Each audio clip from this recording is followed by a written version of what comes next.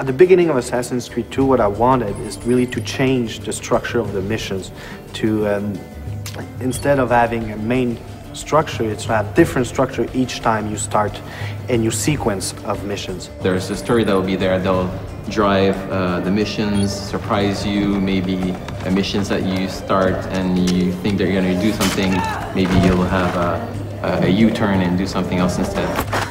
Hey, I remember you. You never know really what's going to happen next in Assassin's Creed 2. There's a little bit for everybody. We're really trying to make sure that the game appeals to as many people as possible. We have retry points still in AC2 with climbing puzzles. Then you'll have, collectible quests. There are crowd missions. There's the narrative mission. You have these missions that you can do to change your notoriety in the city. There's also the city life, which are just randomly occurring acts throughout the world. For example, we have the messenger. The messenger who sees Ezio, sees the player, will run away. So it's up to the player to say, am I chasing him to get the letter he's carrying or not? We have one guy that we call the pickpocketeer. So basically that guy will be able to steal the money from the assassin and start running.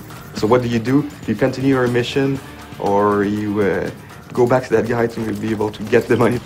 Throughout the world, you're going to find exciting, memorable historical landmarks that also have interiors that you get to play through with lots of acrobatics and running and jumping. And these interiors lead to tombs that have been hidden for hundreds of years that only the assassins can find.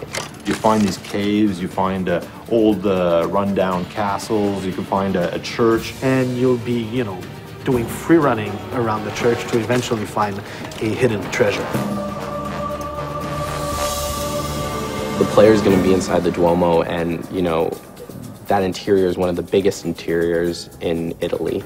And, jumping and climbing through all of it is really going to give you a sense of the awesomeness of this building and your incredible freedom. For sure, these moments will be like a wow moment. It's like having an extra game or extra games inside the game that you bought.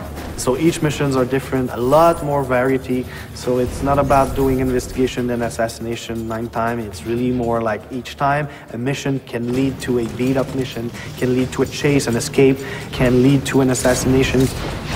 It's quite overwhelming, the amount of stuff there is.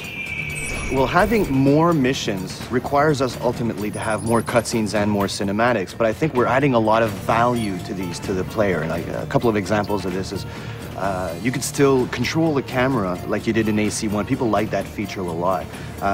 We also have mini branching cutscenes where the player will have to interact at a specific time, and this may have 2 different effects. So if you hit the cinematic at the wrong time, then you might just hug a lady, whereas if you hit it on the right time, well, who knows what's going to happen.